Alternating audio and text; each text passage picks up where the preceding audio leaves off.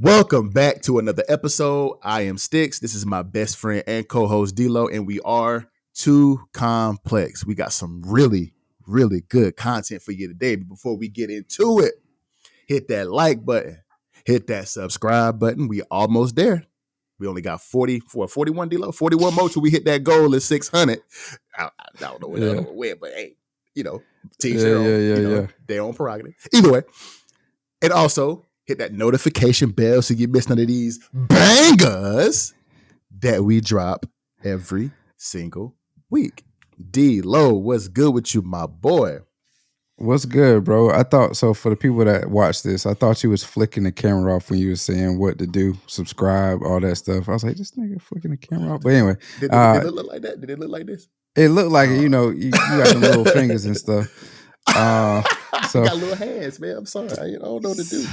That was one of my downfalls in the NFL. I got small hands. It was like, what the hell going on? Nah. So I was like, that's why I was laughing. So if you watch this, that's why I was smiling when he was doing this little intro. It's like, fucking the camera off. But then I realized. Anyway, man, everything's good, man. The week was good. Chilling for the most part. Busy week, work-wise. I know you mentioned off camera next week's gonna be busy for you. Last week was busy for us. Busy this week just too. Transitioning into the new fiscal year and all that stuff, getting all our new directives and orders of what to do, how we gonna change processes and whatnot. Facts. So I mean, just getting into the groove of that.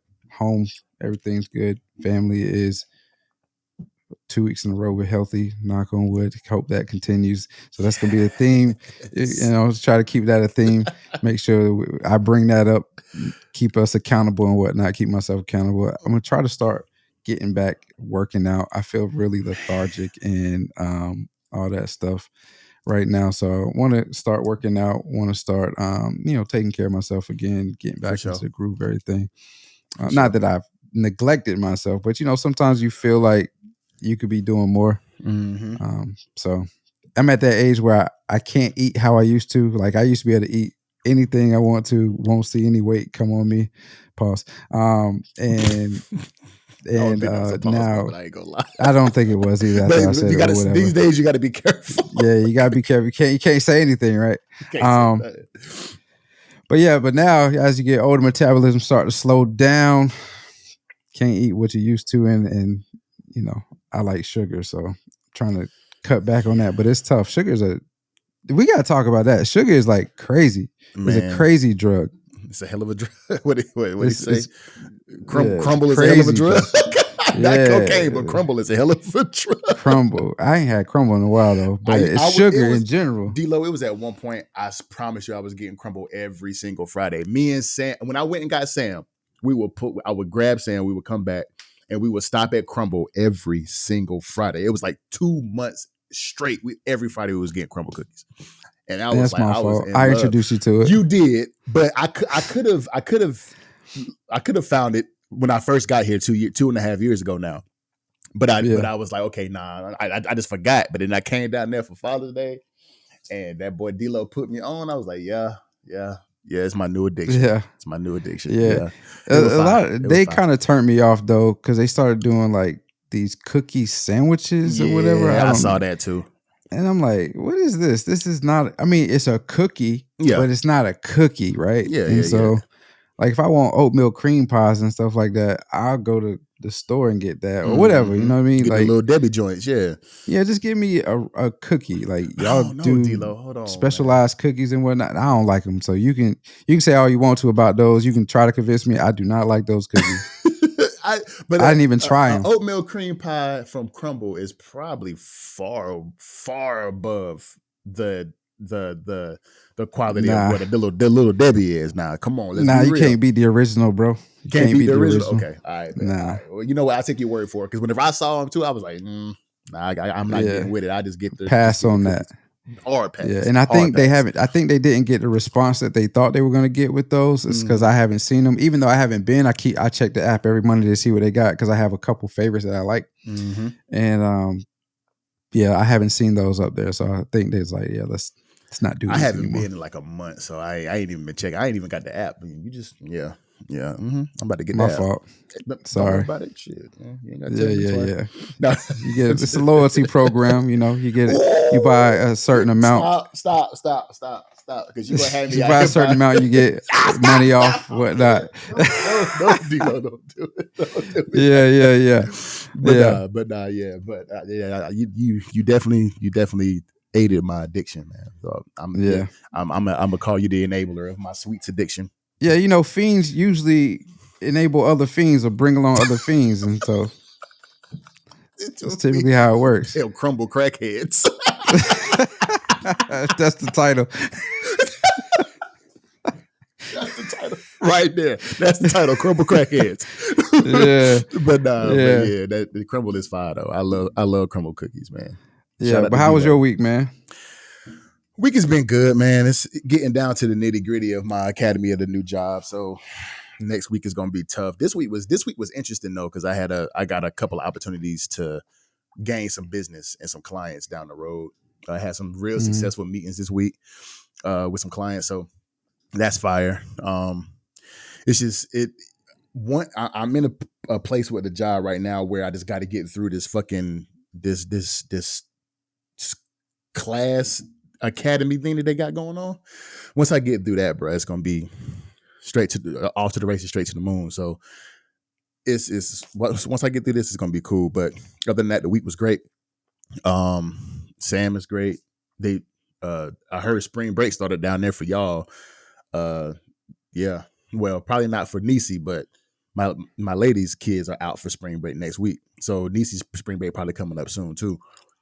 Nah, I thought maybe I don't know. I thought spring break was in April for spring break for college is typically around this time. Spring break for that's what I was talking to for like high school and below is like April. I thought so that's what I was talking to her about last night. Was like, from what I remember when we was in high school, I thought it was in March, but you're right. In college, it was like early March for college, and then it rolled into like a couple of weeks after that was like Good Friday, Easter holiday, whatever like that. But because Sam's ain't until the first week of April. Sam's is like April 1st through 5th, but she said they out for spring break already. Like this next week, they're gonna be out of school.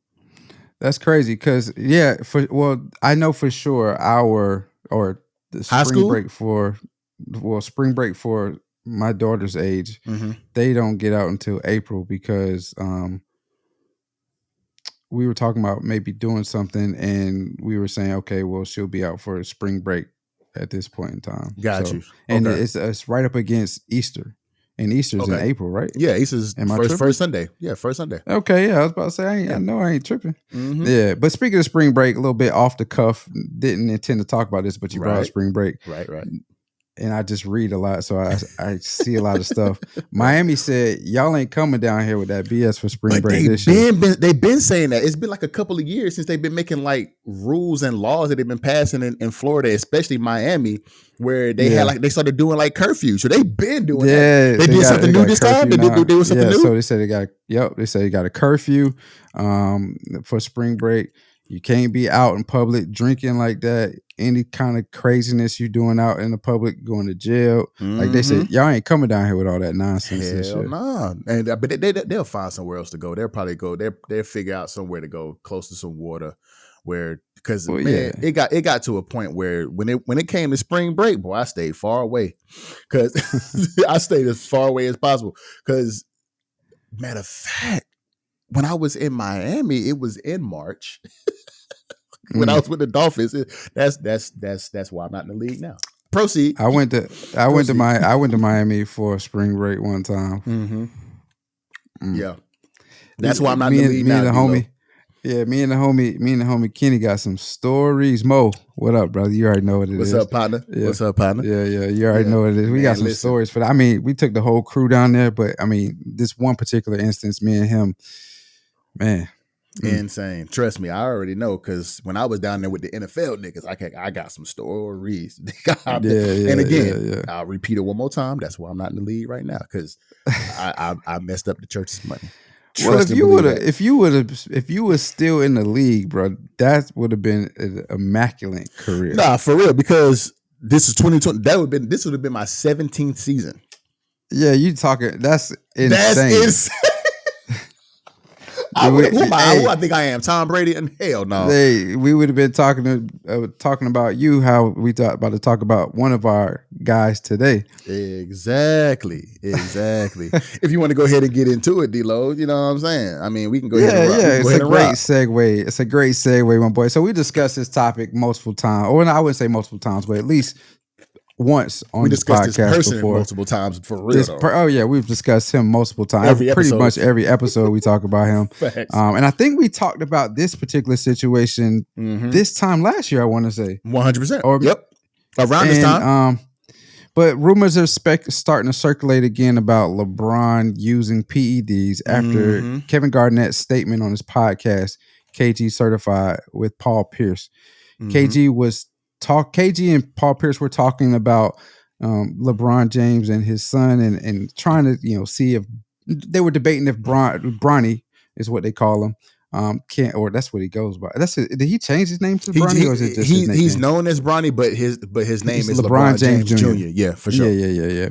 And so they were trying to determine if Bronny could score a bucket on LeBron, and KG responds to Paul Pierce saying, "Nah, he can't score a bucket on Bron. You seen his dad? His dad's on that new Balco. He on that new juice, which has started a debate and started speculation once again, not amongst the mass media, but amongst podcasts like ourselves and other small media outlets about, is LeBron actually, or has he ever been on any type of PED? So, Six, what do you think about this situation? Do you think Bron?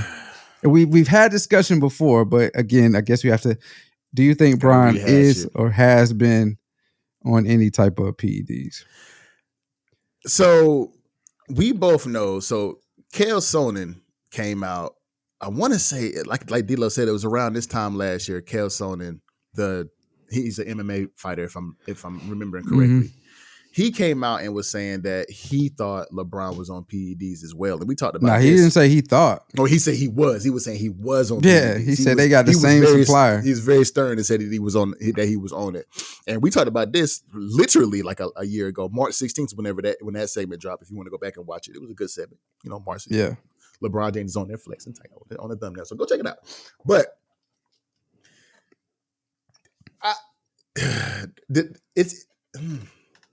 I'm tongue tied because I don't know whether or not that I don't want to say what I want to say, but it's one of those things where LeBron has been in the league now his 21st year and is still playing as if he's in his 12th year. He doesn't look like Miami LeBron, but he's playing at a level to where it's like, damn, this man has been in the league 2 decades and he's still going out here dropping 36 and 10 on it. Like, how is he doing this, right? But you've heard the reports about how LeBron puts millions of dollars into his body every offseason, how his workout regimen, what he eats. He's on that level of what Tom Brady was on whenever he was in the league and taking care of his body and what he ate and being mindful of what he put in his body and what he did.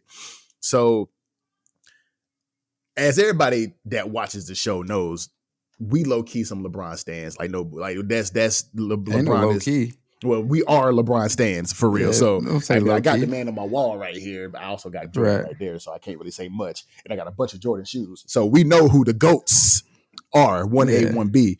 But I'm not going to sit here and just act like what he's doing isn't crazy. And for somebody of his age at 39 years old, it's like, I can see why they come out with these allegations. I can see it.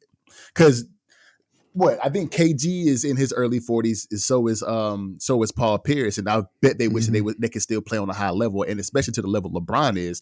So I'm not calling it hate, but there is always some speculation. Like, what is he doing? How is he this healthy? How is he in his 21st season and still dropping buckets on these young boys? Like, how is he doing this? So I can see the speculation, but these allegations to me sometimes be crazy because just because you've had a lot of success in other sports and even in football and basketball too, where you got these dudes on PEDs and his name has came up in conversations where people in his camp or people that's around him have tested positive for PEDs, but he has never done it. And it's like, I can see how you can have the conversation, but I'm gonna go on the record and say I don't think he's doing no PEDs. What you think, D-Lo? I think it's definitely plausible. The reason I say it is plausible is because his name was mentioned in a federal PED investigation 100%. Yep, I seen of that. the biogenesis lab that was connected to Anthony Bosch. And if you don't know who Anthony Bosch is, he was one of the main culprits for supplying most of the MLB players with that big behind MLB scandal came out. I forgot the year, but it was a while ago. Mark McGuire, all those individuals, and it lasted for quite some time. Went through the years, so his name was recently mentioned in an unsealed document that came out last year, where Braun's trainer and his business manager and longtime friend were connected with one of the individuals that was connected to Anthony, or he was a PED. He was an informant for the DEA with the PED investigation that we're doing, and he was connected to Anthony Bosch as well. So I mean, I wouldn't be surprised. Like I wouldn't be surprised if LeBron actually was on it. True. I am a Bron fan, so and that's hard for me to say, but I can't say with everything that is circulating around, I can't say that I would be surprised, but there's no concrete evidence that has said 100% that he has done it. So, anybody can speculate whatever they want to until something like that comes out. They're just rumors. Facts. So, people want explanations for what they don't understand. I said it a couple weeks ago, I think, like we're pattern recognizers. So if we can't recognize a pattern, then we either do two things. We run away from it because we don't understand it, or we question it and try to find the root cause of why it's not a part of a pattern that we understand. And so this is all it is. LeBron, like you said, year 21, still playing like he is in his 8th or 10th year. 8th or 10th year. And so people want to understand, why is he still able to do this when anybody else that's in year 20, the greats that's in year 20, 21, they only have 5 points a game. They don't play 39, 38 minutes a game. You know what I mean? So they're trying to figure out what the deal is. How is he able to do this? So, I mean, that's all it is, Yeah, it's all speculation, man. But you got reporters out here doing, like videos trying to take words out of context because in that game against the was it the Clippers where they went into overtime here recently? No, Wizards. The Wizards, yeah, the Wizards. And he was talking about that fourth quarter where he hit like 5 threes in the fourth, and he ended up getting hot. Oh no, that was the Clippers. That was the Clippers. The Clippers is where, they didn't go into overtime that game though. They just were down by 19 starting the fourth quarter, and he went on a tear, and then they ended up winning. And they were down by some. And low key, he did the same thing against the Wizards too. Whenever they needed like a big fourth quarter, he ended up scoring like 18 or 19 in the fourth and was going crazy. So people taking words out of context, and whenever LeBron was like, it's just a supernatural feeling, and something he said basically like it's a feeling that you get into that you can't explain it, and you just don't know what's going on, and yada yada. You just kind of like out of body, blah blah blah. Man, like people taking his words out of context to make it seem like, oh, it's out of body, LeBron. You can't explain what you're going through, LeBron. And I'm like, come on, bro. Like me and D-Lo athletes. Who said that? Jason Whitlock? Nah, I don't know if that was him, but it sounds like some Jason Whitlock stuff. In one of the videos that I was looking at, the dude was just talking some nonsense. I don't think his name is Jason Whitlock though, but you know who Jason Whitlock is, all right? Who is Jason Whitlock? Who are you talking about? Jason Whitlock was the heavier set dude that used to be on you're talking about the light-skinned bald head dude. Kind of like brown head. He brown skin. He is light caramel skin complexion. Yeah. Pause. And he has like a kind of a pause. That was okay. Pause. All right, well, that's valid. That's about okay. He had like a box type cut. It's low, but it's I'm gonna have to look him up. Yeah. But now it was a white guy. He's getting into it right now with Stephen A. Smith. Stephen A. Smith was talking about him a couple weeks ago on his podcast because Jason Whitlock was going at him for claiming that he was a basketball star. I did air quotes there when he was playing in college. Oh, this guy. Okay. I know. Okay, that guy. Okay, well, nah, it wasn't him. It was a white guy that was that did a video. It wasn't him. But they just trying to take his words out of context, making it seem like he's basically telling us he's doing PED. Come on, bro. Like me and D-Lo are athletes, and we've gotten into a zone in our in whatever sport that we played where we felt like we just couldn't miss, or everything that was thrown in our direction, we was gonna catch everything. Like we got into a zone. Right. I have never done any steroids. I have. Well, I can't say that because I had smoked before, but I have never tested positive for anything. So it's like you can't sit here and say that people just don't get in zones where they just feeling it. You know what I'm saying? Like, and LeBron ain't known to be a 3-point shooter. So if LeBron is out there hitting 4, 5 threes in a quarter, he just feeling it. He's a streaky shooter. But he's always something with you over there, bro. What's going on? I got cough drops in my mouth all wet, pause, and I don't know what's going on. Big pause. Big pause. Huge pause. Holy. But good gracious. But he's over here slobbering the shit. But it's he is shooting his best percentage, I think, of his career this year too. So it's like he's shooting well. Scary thing is he's like 0.2. You better with math than me. He's 0.1% away from being the same 3-point shooting average as Steph this year. He was at one point a higher 3-point shooting percentage than Steph Curry this year at one point. That's crazy. So he's been shooting, but Steph, like the middle of the front half of the year, he was like a slump low key. So he wasn't really shooting well. Yeah. But this ain't about Steph. But LeBron is having one of the best shooting performances of his career from three. So like he hasn't even really been streaky. He's been consistent this year. So like you can't sit here and say like that just because of something that he said you're gonna take out of context and act like he's telling us he's taking PEDs. Come on, bro. Like until some actual evidence comes out, just let the man hoop, bro. They always trying to find something to tarnish LeBron's legacy, dog, and it's annoying, bro. It's annoying, dog. It's getting to the point of insanity. Like you keep doing the same thing over and over again and getting the same result because LeBron ain't giving y'all nothing to go off of. So why y'all keep talking about it? Right. I mean, speaking about taking things out of context, let's talk about how this all sparked again. It sparked with KG's statement, right? Mm-hmm. And I mean, I'm not saying that KG didn't know what he was saying, but if you've watched KG's podcast, if you watch KG tell stories, if you just watch KG in general, you know KG is heavily animated. And sometimes he say stuff that's like, why did he say that? It's funny or it goes with his personality, but it's like, why did he say that? Just last year when Bron, or earlier this year, when he broke the record earlier this year, last year. He broke it last year. It won't this year. Was it last year? It won't. Yeah, it won't this year. He broke it. It won't this season. He broke it last season. Okay, so when he broke that record, and KG was saying now that he's broke that record, he probably is the GOAT. Everybody was saying, "Oh, KG delusional. He on Bron's payroll." Now he say something like this, and everybody's like, "Oh, LeBron on steroids? What's going on?" Now they taking his word for it. Yeah. So it's like I mean, like y'all got to make y'all mind up. What do you want it to be? I mean, he was just talking about. He was saying Bron is doing something.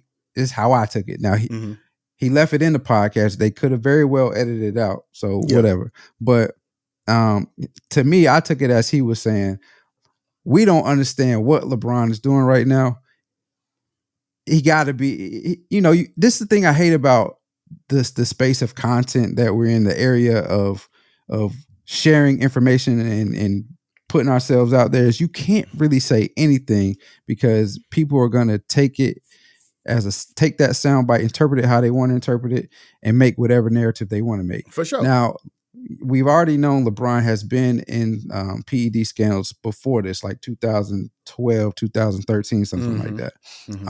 And so anything you say along those lines will bring this up again. But I don't think KG was like trying to say that. He was just saying like, this man is doing something we never seen before.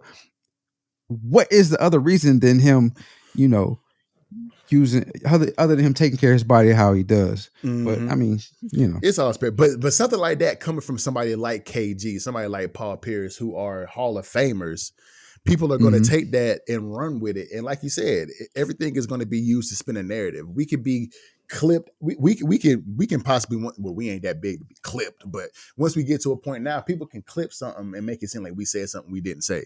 Whenever you can go back into the video, if you really watch the video, which a lot of y'all don't do, you can actually see what we actually said. So something like this coming from somebody like KG is huge because it's Kevin Garnett. It's the big ticket. Like if he's saying it, it's got to be true. But like you said, there's been other times where he said something crazy that people are just like, oh, shut up, KG. You don't know what you're talking about. But this, people are just like, all right, let's take it and run with it. It's crazy. It's crazy. Right. Yeah. I mean, Bron 9 points away from 40K. First player in history to do that. So he's always the first to do a lot of stuff. I still stand on rumors, speculation is speculation until something is proven to be true.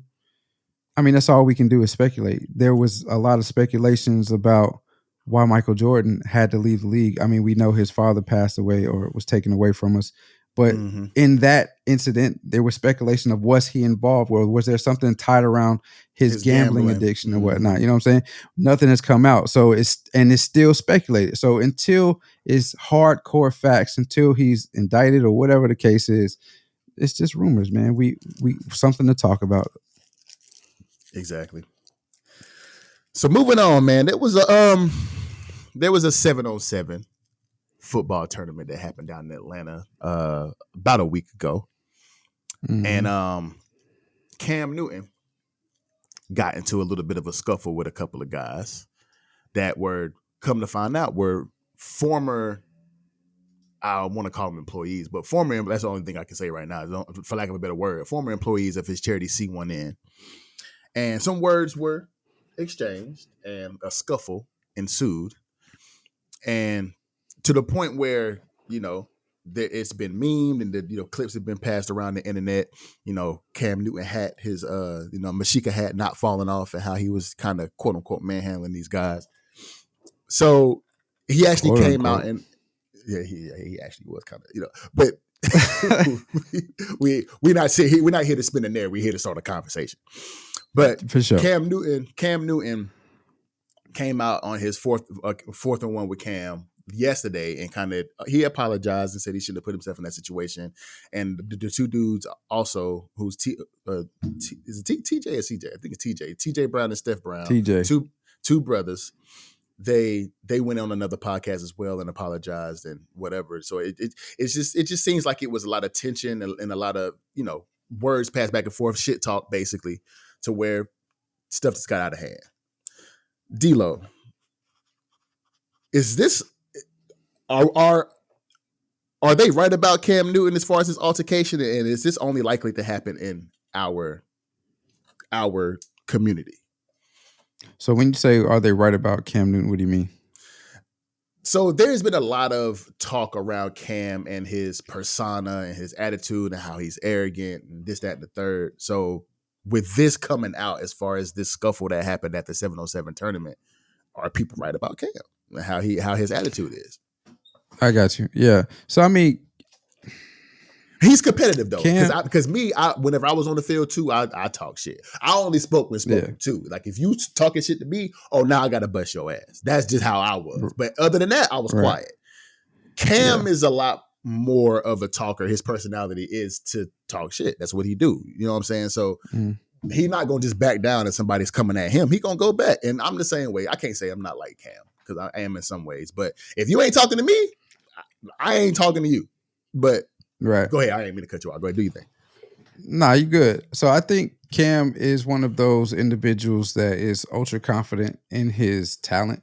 And so being the fact that he is ultra confident in his talent, whether he's the Cam Newton in 2015 that was Super Bowl MVP or he's the Cam Newton that we saw that hasn't been in the league since this point. I think his last team he's played with was he came back to the Panthers, but he actually played with New England.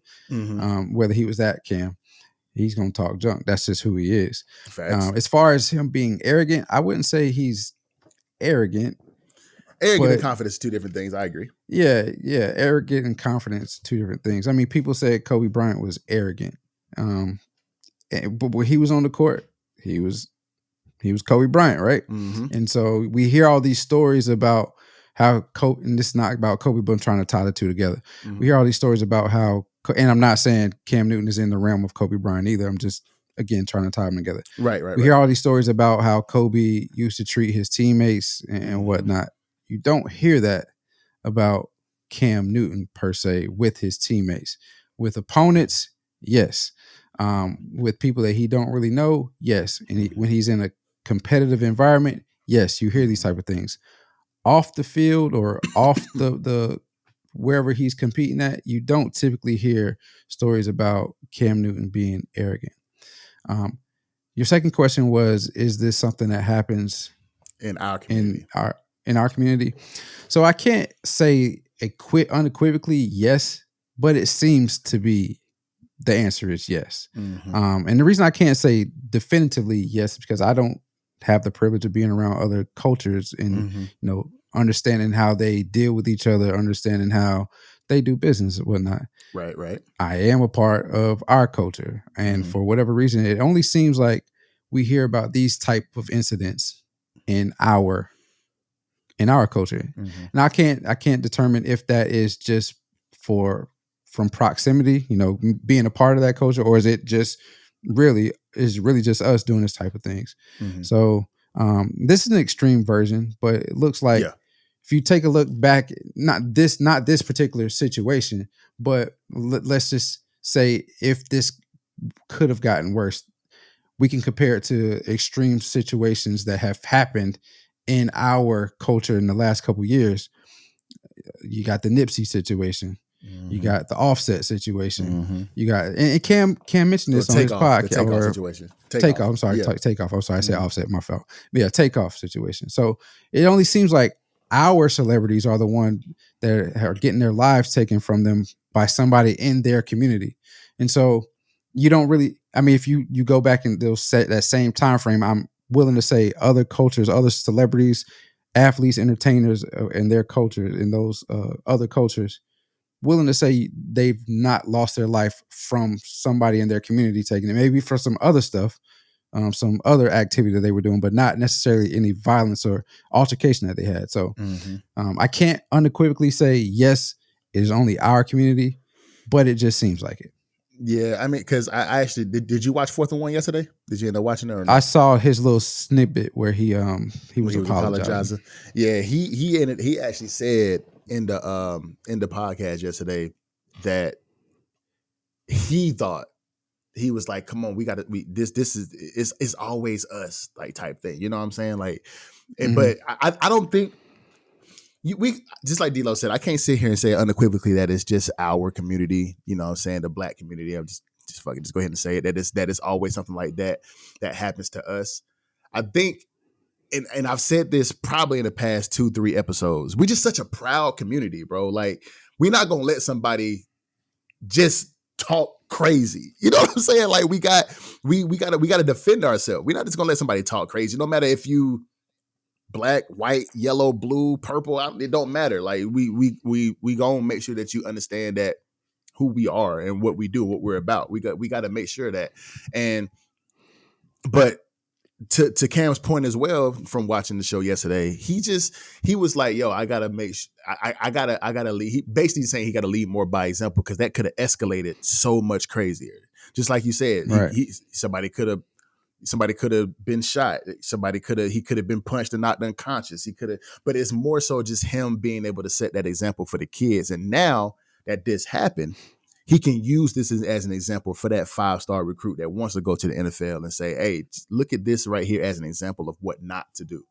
Like, you got to make sure you keep a level head and not put yourself in a position where you can jeopardize your future, because he's doing this for the community, and he enjoys being out there with the kids and talking to them like, hey, big bro, and, talk about ladies and talk about life and talk about, struggle and how going through adversity and trying to teach the kids.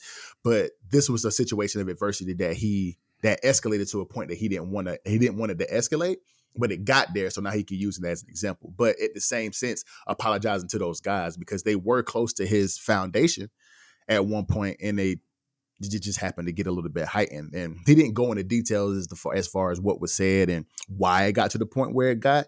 He just basically like, yo, I apologize to those guys, and it shouldn't have got there. You know what I'm saying? So, yeah. Shout out to Cam for because if anybody watches 4th and 1 with Cam Newton, he said this year is about standing on business and holding himself and other people accountable. And this was a level of accountability that you probably in past years might not have seen from Cam, because Cam is very outspoken. He's going to defend himself. He's going to make sure you know what viewpoint he's at. And this is a level of accountability that I applaud Cam for, because he said, man, you know, this is if you want to blame somebody, blame me. You know what I'm saying? Mm-hmm. So shout out to Cam for that, bro, because he could have came out and said, nah, man, fuck them niggas, and blah, blah, blah. But he was like, yo, this it's on me. Put it on me. So shout out to Cam. But knowing the type of person that Cam is, I knew he wouldn't go that route. I knew he wouldn't have said what you just said. Came back on his podcast and pointed the finger, and you know, the Cam gets a bad rap later in his career for how he acted after the Super Bowl and all those questions. Agreed. He avoided it, right? But Cam is not a bad dude from what I know, right? He's not a bad dude. And so he definitely wasn't going to take that route. Mm-hmm. Now, I didn't think he would take this amount of accountability for it, saying it was completely his fault, right? And he shouldn't have put himself in that situation and all that, so on and so forth. Shouldn't let it escalate to that point. Mm-hmm. But definitely not that type of dude. I do have a question for you. What up? Let me ask you this. Why do you think it seems like jealousy runs rampant in the Black community? What I've been talking about the last 4-5 episodes, bro, it's just pride, bro. Like, it's one of those things where, and we also talked about the crab in the barrel situation, bro. Like, I feel like, and it's just me, society right now is just pumping a state of, I'm gonna use the word propaganda, but that's just me, lack of a better phrase, lack of a better term, that you have to keep up with the Joneses. So it's like, what other person has, our community sometimes can be too proud to give that person props, but to go behind closed doors and say, I can get that too, I want that too. He ain't the only motherfucker that can have them Mashika hats and be all fly and do this and that. You know what I'm saying? Like, I feel like jealousy is one of those things where to me, it just makes no sense. We in all communities, honestly, not just in our community, but in all communities, you have to be able to get to a point in your life where you're comfortable enough to say congratulations to you. Even if you're not comfortable in yours, you can congratulate the next man. So that's just hate. The jealousy is just hate. Being a hater ain't nothing but another word for you being jealous of somebody because they got something you don't, or they in a position that you ain't. So stop the hate. Basically, just get to a point where you can be comfortable enough to say, yo, everybody can win, bro. There's enough out here for everybody to get it. So just go get it, right, bro. Like, stop. Don't be jealous. I mean, it's just jealousy to me is whack. I can't say I've never been jealous, but I can always say that I've never outwardly said or really hated on something that somebody close to me has had. I just went and got it myself. Oh, he got this. Right. Okay, I can hustle to get it too. Type shit. So nah, hate is some clown, some sucker shit for real. But what you think? So before I say what I'm gonna say, I can relate to what you said as far as hating on somebody that's close to me. Now, we've had conversations, especially as we try to blow this podcast up. I always compare us to two types. I compare us to people that I see similar to us, and I compare us to people that have made it before. Like, so I always compare us to Joe Budden and how they're doing, Shannon Sharp and his podcast. And then as of lately, I've been trying to find others in that I feel are very much us, and just try to see what sets them apart from us. Right. So, and I don't think that's hate. That's just basically doing our due diligence and making sure that we're on par, right? Facts. It can be seemed as hate when I'm like, man, these dudes ain't, you know what I mean? These dudes ain't no different than us, you know? Right. Why are they doing this? So it could seem like hate, but no, it's really just me comparing to each other. Mm-hmm. But as far as why it seems like jealousy runs rampant in the Black community, I think the positions that we aim for are extremely limited. And so being the fact that they're extremely limited, when one person makes it and everybody in that community was aiming for that position, jealousy is going to hit. Yeah. So it seems like being an athlete, an entertainer, whether that be a rapper, singer, actress, you name it, is what they promote for the Black community. Right. We know that's not the case, but it's just what it seems like. Mm-hmm. You know, example would be the NBA and the NFL. NBA, NFL, the percentage of Blacks in those leagues, NBA is 70.4, NFL is 56.4. Let me see. Yeah. So the NBA is 70.4, NFL is 56.4. Very disproportionate when you think about our percentage of the population. We're 14% of the population. However, we make up a vast majority of these leagues. And these leagues are on television all the time. So when you talk about representation matters, you're starting to see it now. And I hate to play the race card, but this is what it is. This is what we see. Mm-hmm. So sometimes what we see can turn into our reality. So you see individuals that look like us playing sports or rapping or whatnot all the time. That's what I want to be. That's what I want to aim for, because that looks like something that my people do. Right. In other cultures, you see them doing other stuff. So I feel like those sports positions that everybody, or those entertainment positions that everybody seems like in our culture is aiming for, is extremely limited. And when it's limited, that means maybe 1, 2, maybe will make it. Right. And then you make it, you come back, and it's like, nah, bro, you made it. I didn't. I did the same thing you did. Something small happened in my life where I couldn't do the same.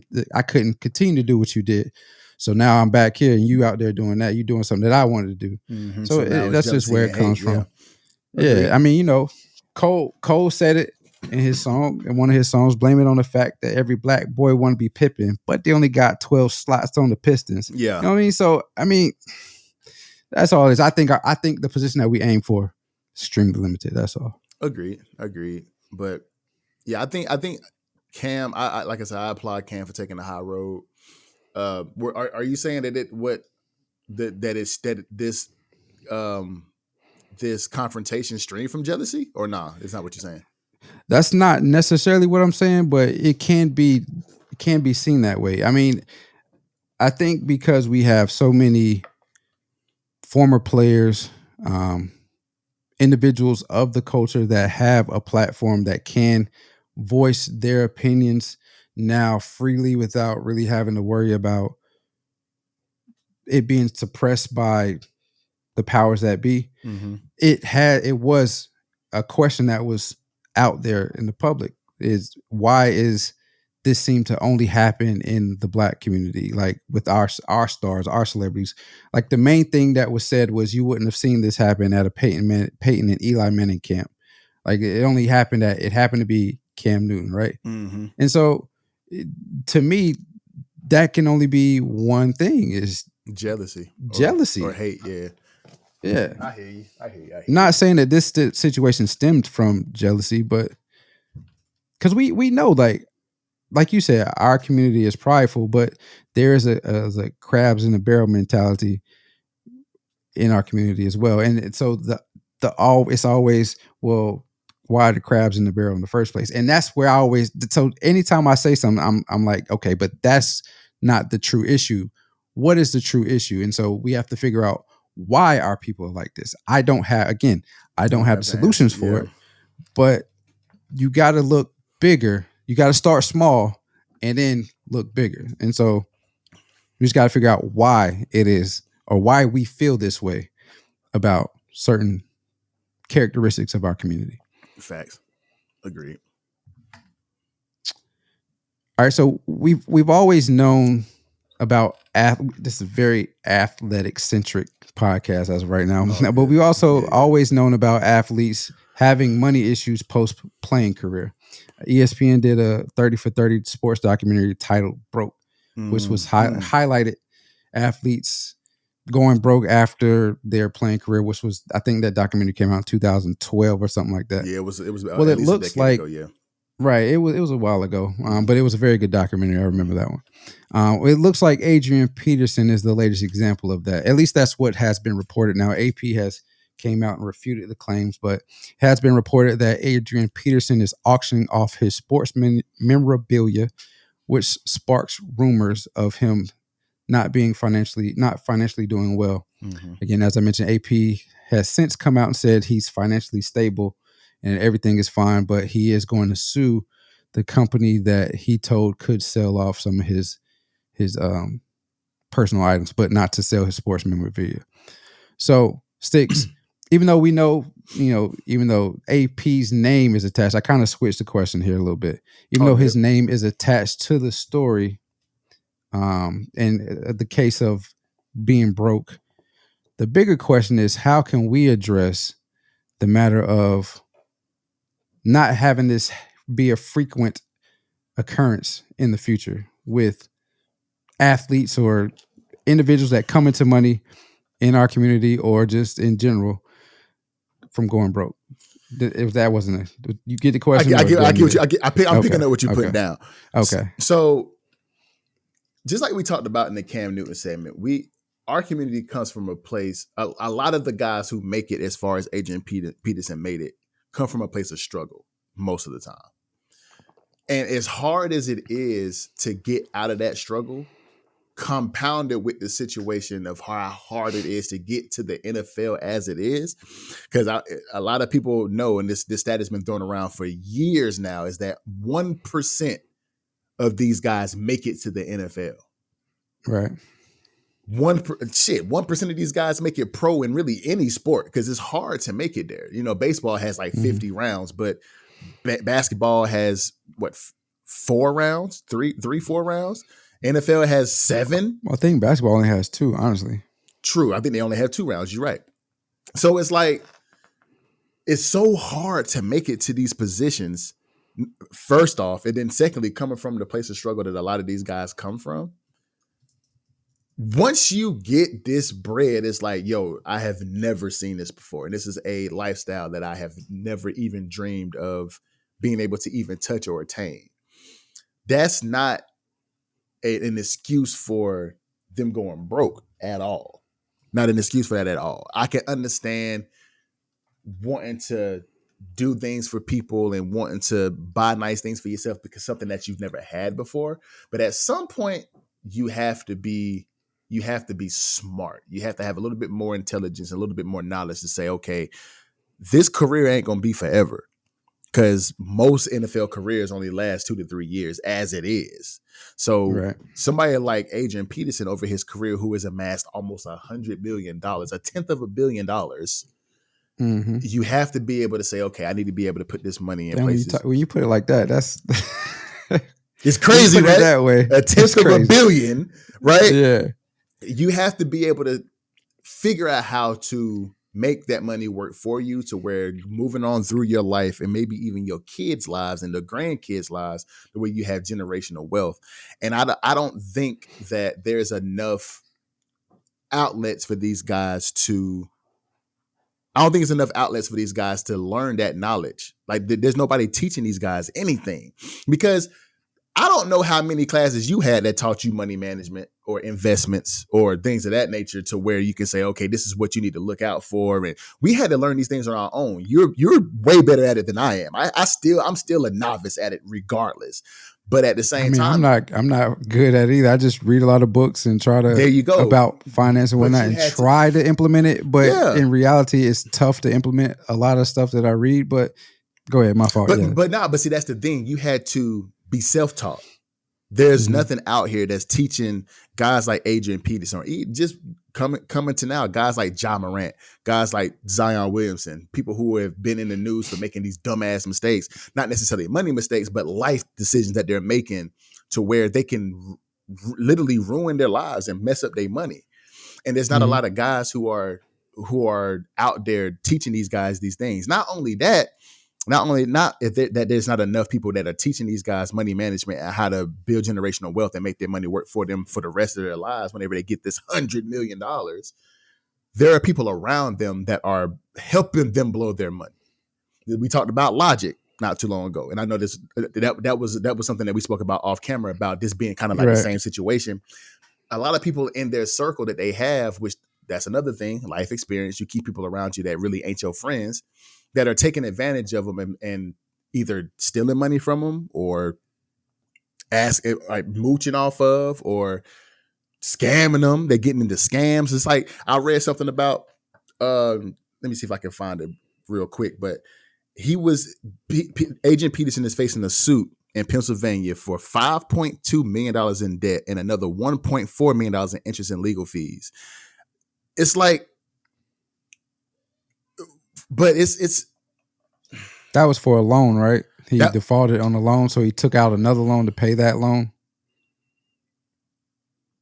I believe so. But even with that, that's freaking right. Almost $9 million. Yeah, that's the one. Yep. You see what I'm saying? Yeah. So it's like you just gotta have people around you whenever you're in these situations, like a professional athlete, a high quality, multi-million dollar, multi-year athlete, to where you can manage your money and just be smart, make wise decisions. Because a lot of these guys just don't make wise decisions. Because again, it's just product of your environment. You've never been in this environment before, and you don't necessarily know how to. What's the word I'm looking for? D-Lo, help me out. You don't know how to adapt to the environment that you're now in because you're not used to it. So now you're just making dumb decisions because you see millions of dollars in your hand. It's like, damn, like I've always wanted to get a Lambo. I've always wanted to buy this $1 million house. I always wanted to do, but you just got to be able to live within your means. Because matter of fact, I saw some numbers in this thing that I'm looking at right here. Right. It says sports agents, just about the money that you make. So say just with, if you get in a contract, your sports agent is going to take between 3 and 10%. So let's just go on the low end and say they took 3%. Your sports manager, who manages your entire business aside of your pro career, charges anywhere between 10 to 15%. So let's go low end 10%. That's a minimum of 13% out the door before you even get the taxes. And most players fall within that tax bracket of 35 to 37%. So if you want to go 37%, that's 50% of your money up front that's gone. Gone. Not to mention even state taxes.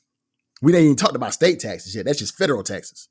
37%. Yeah, and they got to pay state taxes everywhere they play. They got to pay state taxes everywhere they play because they're performing. So if you live in Washington that has state taxes and you go play in California that has state taxes, Washington state taxes plus California state taxes. And California state taxes are expensive. So I'm going to go on the low end and say that's 62% of your money out the door immediately. Now you only got 38% of your bread. So if you started off with $1 million, now all you got is $380,000.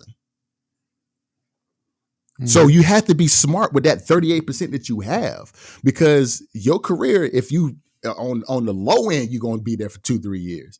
But somebody like Adrian Peterson, who was there for over a decade, you have to be able to spend your money wisely. You can't put your money in the hands of people who number one, you don't know. And number two, you don't know if you can trust. So but there's got to be more outlets for these guys. And I know I've probably said this on the podcast before. Like, I would be willing to start like a firm or some kind of like counseling firm that like, I ain't no damn body. I've made some damn mistakes in my life too. I ain't nobody special, but I can at least try to guide these guys in the right direction. And somebody who's coming from a neutral place to say, nah, don't post that on Instagram, or let's look into some wise investments to where you can. And I ain't really trying to even make no bread. I'll even do it as a nonprofit organization, bro, just to be like, I just want to help these guys, because stuff like this shouldn't happen, bro. Like it just shouldn't. There should be more people around them to help them make better decisions. And if it's their prerogative to spend their own money the way they want to spend it, all I can do is be an advisor. And I can say, nah, I don't think it's wise to, you know what I'm saying? You really only getting 380, even though it say you got $1 million contract, count on making 380,000 of that, bro. So let's budget for this 380,000 to see where you actually fall within where you need to be spending this bread. Because just people just don't have that outlet. And I don't see. I mean, you got business managers and sports managers and agents that are supposed to give them better advice, but clearly they ain't. So there has to be some avenue to where we could go, D-Law. I'm just gonna say us, fuck it. And somebody can just be a better advocate for these players, bro. But it's just not out there for them. It's not. I mean, you said everything I would have said. I agree. It's time, and it's tough, but I feel like it's time that we take financial literacy very seriously. I know in Florida they're starting to teach it in high schools or stuff like that, but like you said it in your segment, in your part, like we have not been taught this. Not just our community, like it's not taught in school. Period. Like certain families or cultures may have better money experience than we do, and again, money is not everything, but it does ease some of the pain that we deal with. Sometimes it does ease the stress that we deal with in life. Like it's hard right now. It's hard being an adult, right?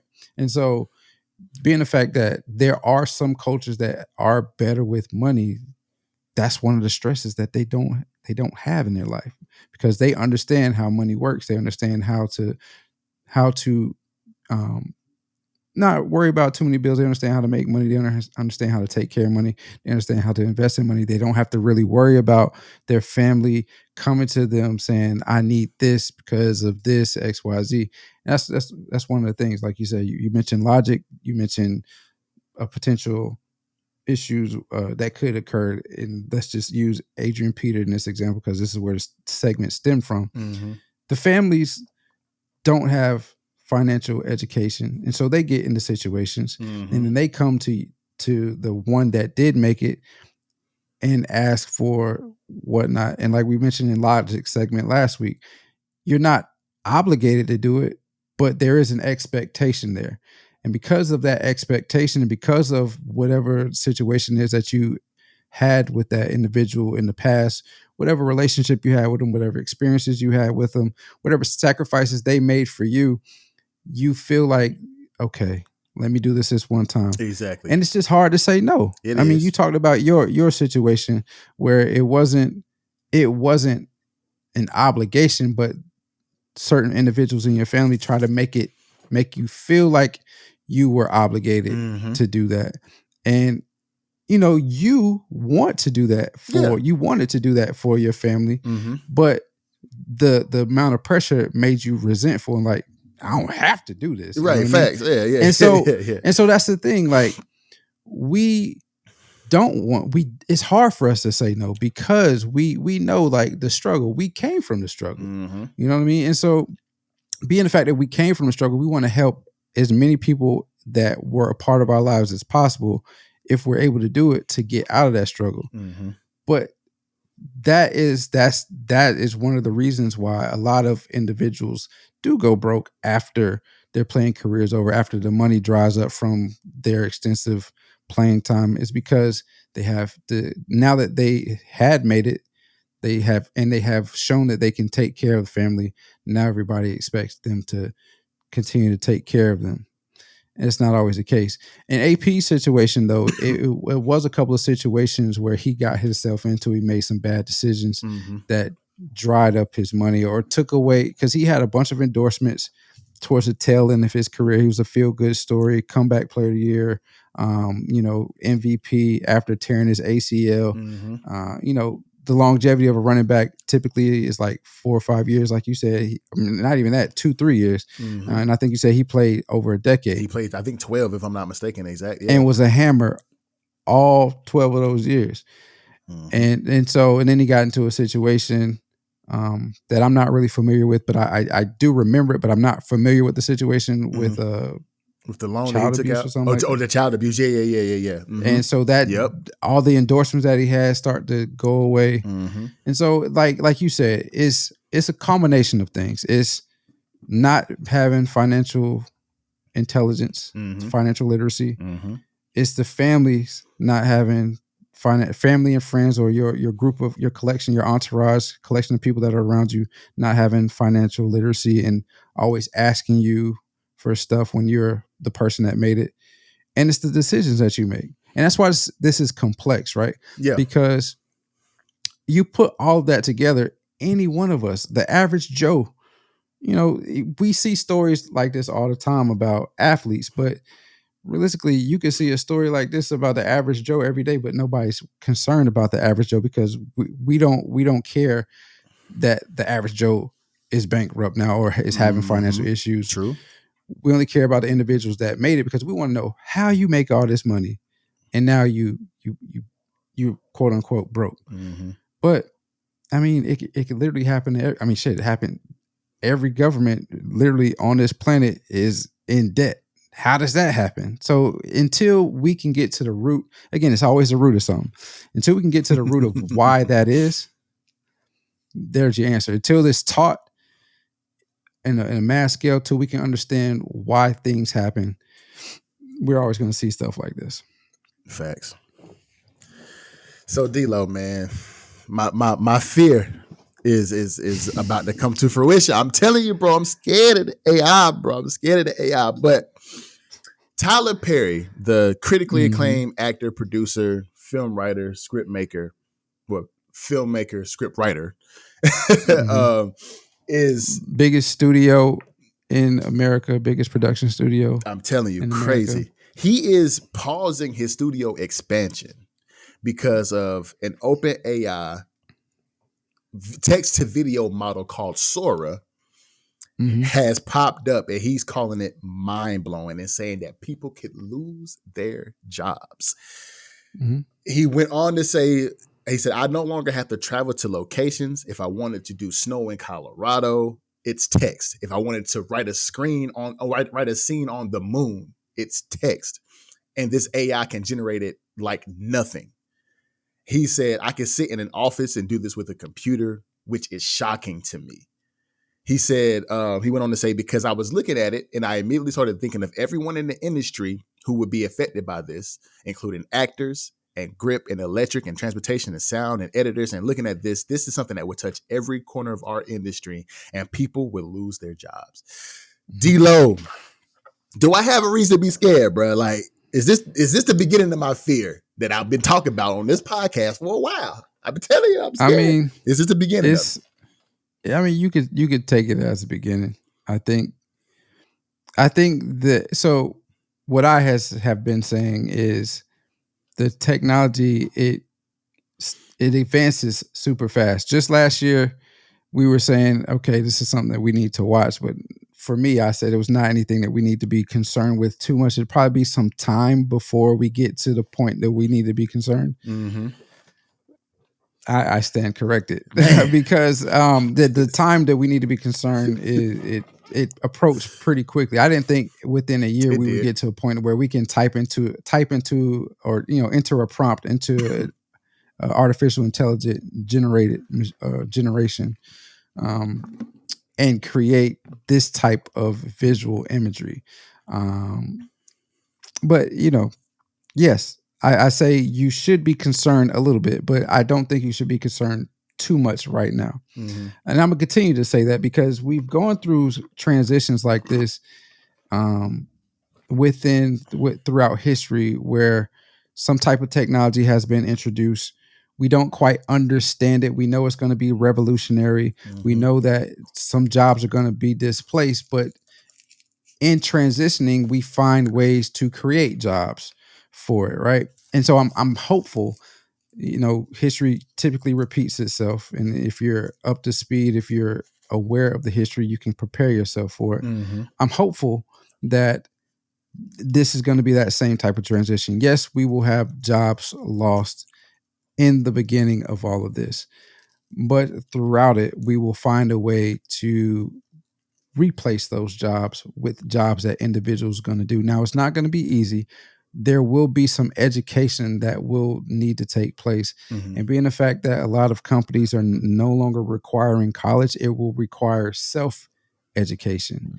And if you do self-educate yourself, you probably will be rewarded. Like right now, I think the hot job is prompt engineer. Mm-hmm. And really all that is understanding what exactly to ask these To ask SORA. to ask SORA and get the results that you're looking for. Mm-hmm. So I mean, yes, you should be concerned, but should you be concerned that we're going to be completely annihilated? I don't think that's going to happen right now. Yeah. But if we don't prepare ourselves, then yes, it's going to happen. And so it's something to keep your eye out for. But as far as relaying it to what Tyler Perry was saying about jobs will be lost, yes, jobs will be lost. But I'm hopeful. Again, I'll keep saying I'm hopeful that this is just one of those transitions where we don't quite understand it in totality right now. But when we do pick up how to create other jobs for this, it'll happen, and it'll be just like every other transition that we have. I agree with you. I don't think it's gonna wipe us out to any extent anytime soon. But that was the main thing that I was concerned about, was that AI was gonna start taking jobs from people. Like, if you can sit here and say that if somebody like Tyler Perry, it's kind of like what we were talking about with KG. He is a big name in his industry, just like KG is a big name in basketball. We were talking about LeBron. Tyler Perry is a big name in the industry when it comes to entertainment, when it comes to movies, when it comes to things of that nature. And if he is already using it, because it said that he used AI in a couple of upcoming films already, and he's afraid for the implications and the widespread of adoption of this AI technology of SORA. But he was also saying that if they don't put any regulations and safeguards within this, he said he himself doesn't know how they will survive. So it's like it's just so, bro, it's so crazy, bro. Like, because he said he's quoted as saying there's got to be some sort of regulations in order to protect us. If not, I don't see how we survive. And that's why that's insane. That's why the strike. That's one of the reasons the strike. I was about to say that too, but yeah, go ahead. Yeah. No, if you were going to say that, go ahead. No, go ahead. You got more information on the strike than I do. I was just going to say that's. Bring it up. But that's one of the reasons why the strike happened, because apparently, a lot of these production companies, these studios, were saying like they own the intellectual property of the movies, and because they own those movies, the characters in those movies they own as well. And so this is an extreme example. I don't think he was actually a part of this, but he was a part of the strike, so I'll just use him. He's somebody we all know. Denzel Washington in Training Day. Technically, using AI, if the studios own what was his name in Training Day? I gotta look it up now. I gotta look it up. Look it up. Anyway, if they own his character in Training Day, they could use him. They could use that character who looks just like Denzel Washington. Alonzo Harris. Other stuff. Alonzo. I knew it was something A with an A. I just couldn't. So being the fact that they could use him, technically they use that character. Technically, they could use Denzel Washington, and that's where it was like, no, because streaming already takes a lot of money. The money that individuals that you typically would get when it was the old television and movies, streaming has taken a lot of that money away, because you don't quite know how to say, well, this many people watched it, this is how much money you get. I'm not going into that, but that was one of the reasons is AI, and taking the strike was one of the reasons for the AI was one of the reasons for the strike, for the actor strike and writer strike, actually. And same thing we talked about Terrence Howard with Cadillac Records and his character. You saw he just got smacked with a suit? I didn't. Yeah, he got smacked with almost $100 million suit. Or $1 million suit. A tenth of a billion. Almost. Yeah, one of the two. It was either $1 million. I think it was almost $100 million. I think. I can't remember exactly. I need to look it up. But he was saying, because he got smacked with that for saying like descendants of slaves shouldn't be taxed. $1 million. Federal judge in Philadelphia has ordered Terrence Howard to pay a penalty heavy $1 million in back taxes. 1 million. Okay, Yeah. 1 million. Yeah. And so, yeah. Anyway, sorry. No, you're fine. Yeah, he said a skirting of payment that the actor justified in a voicemail to an official where he asserted that it's immoral for the government to tax the descendants of slaves. What is Terrence Howard talking about, bro? Anyway, we don't own Terrence Howard. We don't own Terrence Howard. But he too smart for his own. He too smart. He way too. That boy something else. But yeah, like you said, bro, it's just with the strike, like D-Lo was mentioning, with the AI going on, with these production companies, owning the movies and owning the rights to the characters of the movies. Like there's a lot going on right now where in within the entertainment space, especially movies and screenwriting and screen making and script writing is concerned. They losing jobs left and right, and the strike doesn't make it any better. And then the AI is coming, like, bruh. It's just scary that AI, something that's computer generated, can literally do something that a human has been doing for so long, and now we just out of jobs. Like, and somebody like freaking Tyler Perry, one of the hugest, a mogul in the game now, is saying that this is, to him, it's scary.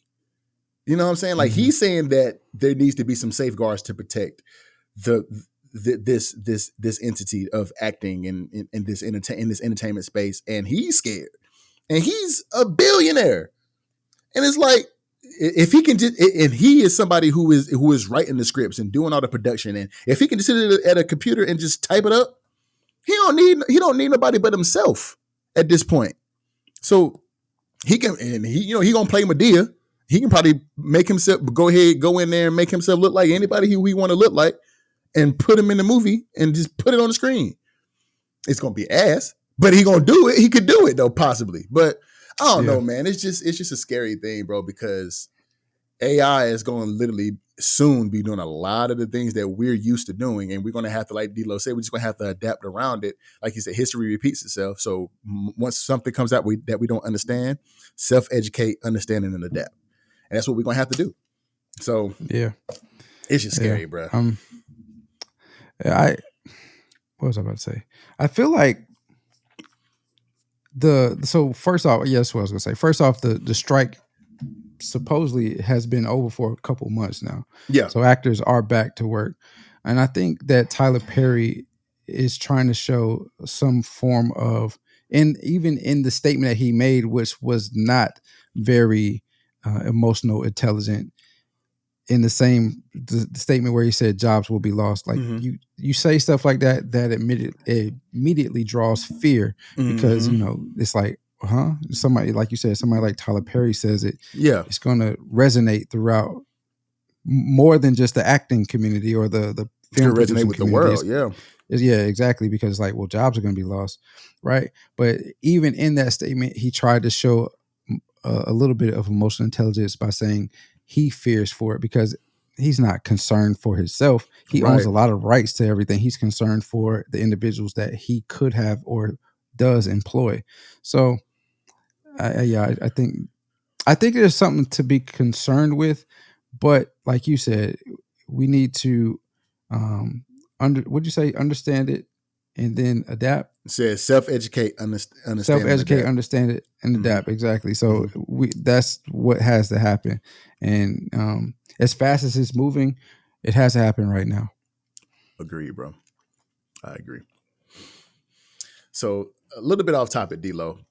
So I saw a post that came across my social media, bro, where this young lady is trying to sue a BBL company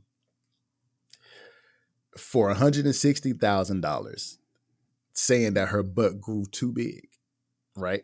It grew too big? So this is supposed to be a supplement so there's a supplement out there called the Get Curve Specialist. She said a woman is feeling frustrated because she took a supplement from the company and ended up with a butt that was 2 inches larger than she intended. She is now talking about suing the company $80,000 per additional inch and she claims. What do you think about her actions in this situation, D'Lo? Now, well, why just $80,000 for an inch? I don't know. I'm gonna tell you why I think this is bullshit. So in her video, she admitted that she forgot to stop taking the supplements. Okay. And she said that she started off at like 32 inches and she wanted to get up to 46 inches as far as her butt radius or whatever the fuck they call it, the measurement. Mm-hmm. And she ended up getting up to 48 circumference, something like that. So she ended up getting 2 inches bigger than what she wanted. Now, first of all, you're already fucked up because you said you forgot to stop taking the supplements, and the supplements is meant to make your butt grow. So if you took it longer than you were supposed to, then you would think that it's going to get bigger. It's going to keep getting bigger. Mm-hmm. But she wants to sue the company. How do they come up with a drug that just specifically makes your butt grow? It's insane out here, bro. Like the BBL community is getting crazy because there are companies literally. That's why I made that face. Yeah, because I saw you go, what the fuck? Like, yeah, how do you come up with a drug that's like, okay, we're just going to specifically target the butt? How? I have no idea, D-Lo, but these women are out here taking it. They're taking it and getting mad. Well, yeah. I'm sure. Yeah, but they out here taking it and getting mad when it works too good. But but what I think though is I'm gonna take a page out your book, D-Lo, and say this is just marketing for the company. Because there's no way you're gonna have a girl come up here and say they suing you, admit to her own wrongdoing in her video while she's saying she gonna sue. Tell me I forgot to stop taking it and my butt grew too big. Like now all the girls in the comments like, what's this supplement again? Like, hello, excuse me? What are you talking about? Right. But there are some smart people in the comments saying you admitted that you forgot to stop taking it. So what do you expect is gonna happen? You're not gonna win no money off of this. But it's publicity for the company because they she talked about the company in the video. The Spiritual World tagged the company in the comment in the post. So I'm like, yo, this ain't nothing but publicity for the company. That's all that is. And I wonder how much that company paid this girl and the Spiritual World to make this post. Like, come on, bro. Like it, but yeah. It's insane. Like, what's going on? You can't believe anything these days, man. You really have to do your due diligence and make sure that you aren't being duped. Like I said it multiple times on the podcast. I really don't believe anything on my initial view when I see stuff online, especially social media platforms. And I automatically assume, like I sent our chat a post a couple days ago, I think, where crazy Latin chick was going crazy. I feel like that's a skit. Yeah, you showed that to me. Like that's a skit. Yeah, I feel like that's a skit. You know what I mean? So I mean, like, yeah. You can't really believe anything these days, even when it comes to companies, because they have it in their budget that they'll spend money a certain way with mainstream media, but then they'll also throw influencers or they'll throw some what's it called? Micro influencers, people like in our range that have 2,000 followers. Yeah, they'll throw them a little bit of money and suggest what they should do. And if they do X, Y, Z and it goes viral enough, they'll give them an additional. So I mean, like you can't really on the initial view anyway, you can't really say, oh yeah, this is crazy. This is because everything's entertainment. And I think that's where we're headed towards, or we're already here, but you should gear yourself up more toward that in the future. I'm seeing more stuff like this because now it's not so much as you don't want bad publicity. Now it's, well, bring on bad publicity and we'll combat it how we will, and we'll sort it out after we make all this money. Facts, man. Because when I first saw it, I was like, you got to be the dumbest. I was like, yo, like, but then I asked the same question you asked. I was like, how they got a supplement that's just targeting the cheeks? Like, how is that even? Yeah, how do you do that?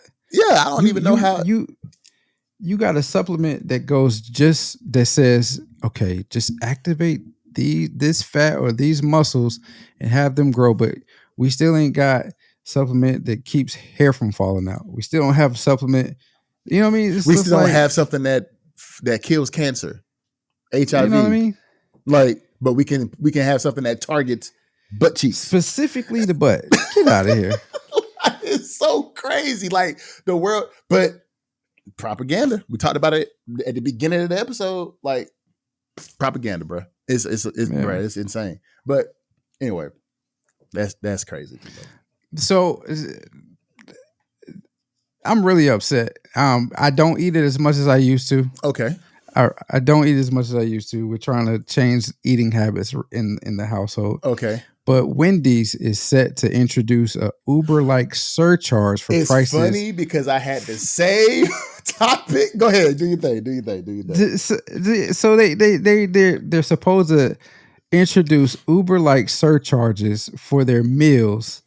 I forgot the time frame, but when they will introduce it. But that's what is said to be done. What do you think? Since you were going to talk about it, what do you think about this? Uber style surge charges. So at some point of the day, your meal could be cheaper, but if it's surge hours, it could be more expensive. Boy, stop! Ain't no way. That's way. I mean, it's a good idea. I think it's a good idea. I was gonna say that. Yeah. Go ahead. If you're the business, it's a good idea.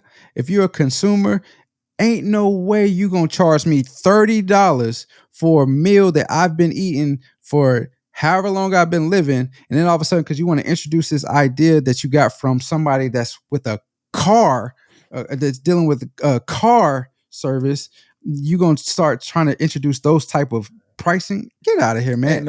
You be happy if I ever come back there. That's as far as I mean, like that's stupid. But this is the thing. This is why I'm so upset about it, because they'll introduce it, and then every other industry will adopt this thing, and then now we're gonna be trying to figure out when's a good time to go do this or go do that. And life as we know it is not gonna be how it was. Like it's gonna change forever if this is popular. So I'm gonna say we should boycott Wendy's altogether.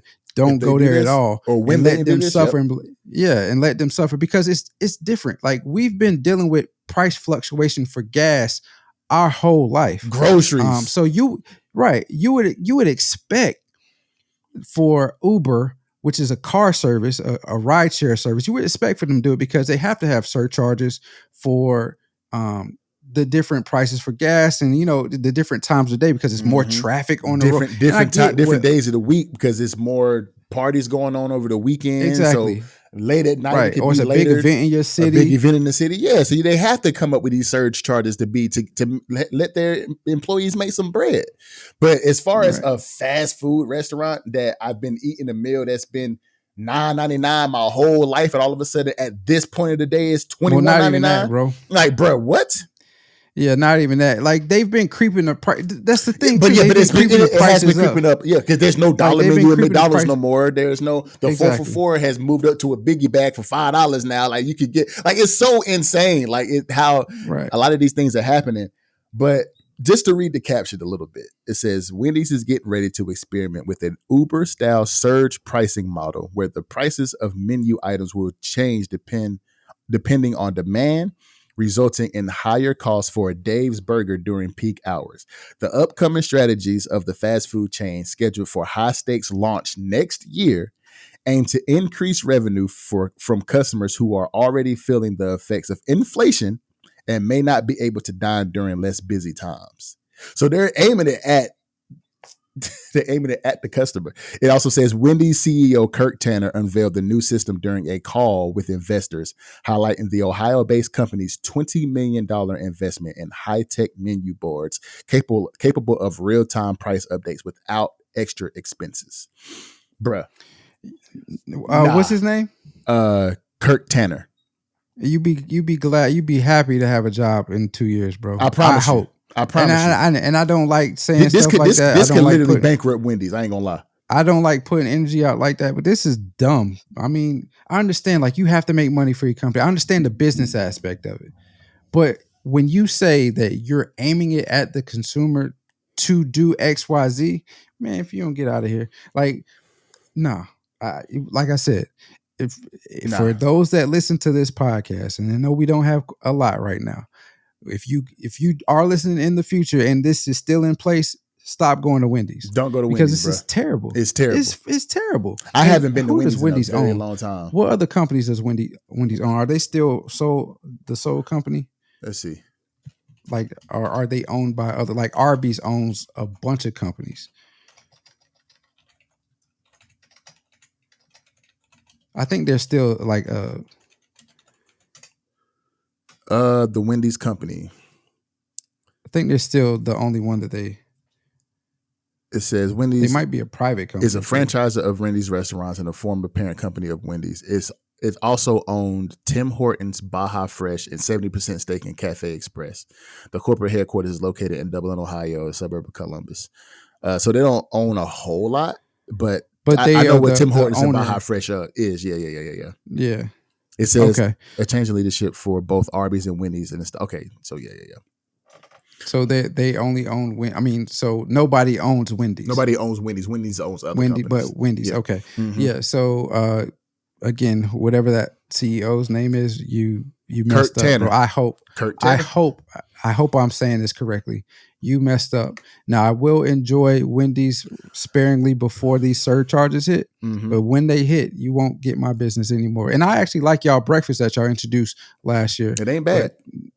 But nah. And I have fucked up some Baconators in my day. Not gonna lie to you. Oh yeah, the Dave, Dave's double, triple. The Dave's triple, and Dave's triple. double. I used to kill them triples in college, bro. I used to kill them triples in college. The Baconator's fine. I love a Baconator, bro. Yeah. But if I go to a Wendy's one day at 1:00 and that joint is $9.99 for a Baconator, and then I get hungry in the middle of the night at 10:00 and I go to Wendy's and that joint is $21.99, you can bet, like my aunt would say, you can bet your bippy I am never coming to Wendy's again. Ever. Because we live in a microwave society, D-Lo, where everything is so fast paced and we want things right now. And people don't have time to sit back and say, oh snap, is it a surge hour for Wendy's right now? Do I really want to go to Wendy's? People don't have the time to sit back and do that, bro. Yeah, not even that. I mean, yes, that too, but not even really that. It's if I go to, like you said, if I go to Wendy's expecting to pay one thing, maybe this is my last $10 for the month, before my next check hits, and I need something to eat. At that point, you don't need to be going to Wendy's. I ain't gonna lie. You don't need to be going, but I'm just saying. Give me an extreme situation. Yeah. Right. Give me an extreme situation. This is my last $10, and I'm expecting to pay. I know I get a number 2. I'm going to pay $8.95, 8 something, whatever the tax may be. Right. And then I get there, and it's $20. I'm gonna be hurt. But this is the other thing, though. This because nobody has a dollar menu anymore. But this is the other thing. Like I said, they introduce it. Other companies, other industries are going to introduce the same thing, and it's just we getting nickeled and dimed and inflated and surcharged out of our homes. Essentially, corporate Fortune 500 companies, these hedge funds, all these type of businesses, these financial businesses buying up all the homes, shooting up all the prices. People that are younger millennials, younger adults can't buy homes now. Rent costs, I don't know. And now you're going to say that $20 for a meal that you typically would have paid less than $10, even though when we were younger, it was $3.99, stuff like that. Now the shit is $9.99 for the same meal that we had when we was kids. We paying, what's that percentage? You way better at math than I am. $3.99 to $9.99. What's that? 300%? 300%. 300%. We paying 300% more than what we was paying than when we was kids. But we ain't making more. We ain't making 300% more than what we was making. Damn sure ain't. So like it pisses me off because I know for a fact you gonna have if this is successful, which is why I'm saying we need to boycott this. Because if they have the type of success that Uber had initially, even with all the surcharges, every other industry that we indulge in, that we partake in, is going to introduce this, and nobody's going to be able to afford anything. That's a fact. And so we got to as a consumer, we got to put our foot down somewhere. We got to, D-Lo, man. And that example that you gave made me think about Harlem Nights, when you was like, if I'm expected to pay $8.95 and that joke $20, I would be hurt. You remember that episode in Harlem Nights where Della Reese was like, you got my mouth all set for some damn hash, and then I ain't nothing but some damn tuna. You cockeyed motherfucker. You said it was hash in the cabinet, but it ain't something but some damn tuna. And I got my mouth all set for some tuna. I got my mouth all set for hash. when you say that though, I always may think about the you gonna shoot me? No. And then she said whatever they go. She said, there it is. Shoot it. Go ahead, quick. And then the other part is when her and Red Fox going back and forth, and then she get the best of me, like, fuck you, old bitch. He's blind motherfucker. Shut up, bitch. I swear that's a classic movie, bro. I gotta watch that sometime soon here, bro. But yeah, man, Wendy's bugging out, G. I swear they tripping. They tripping. Sorry, I took your topic. No, you good. You good. It's all good, bro. That's all I had though. That was the last thing. Bet, man. I mean, I think, damn, it's crazy, man. It's crazy. It's so crazy, D-Lo. I don't even know how to. Whatever, man. Episode 58 in the books, man. Thanks for tuning in, bro. Thanks for tuning in to Too Complex. Remember, life. That was some damn tuna. Oh my God, man. Wendy's got me pissed right now. Got me mad, bro. But go ahead, my fire. Yeah. Remember, life is too short and oftentimes complex. But remember, when it becomes too complex, don't be afraid to lean on those that you love to help you find simplicity and balance in life. Yes, stay prayed up in this crazy world that we live in, because it is truly crazy. Yeah. A few requests thrown above to whoever that you believe in can return you peace and sanity. Thanks for loving us and supporting this podcast. It means the world to us. We're sending our love right back to you. Don't forget to subscribe on whatever podcast platform you listen to, and also follow us on all of the social media platforms: YouTube, Instagram, Threads, and TikTok. And as always, if it ain't too complex, it ain't complex at all. We'll see you when we see you. Until next time. Salute. Salute.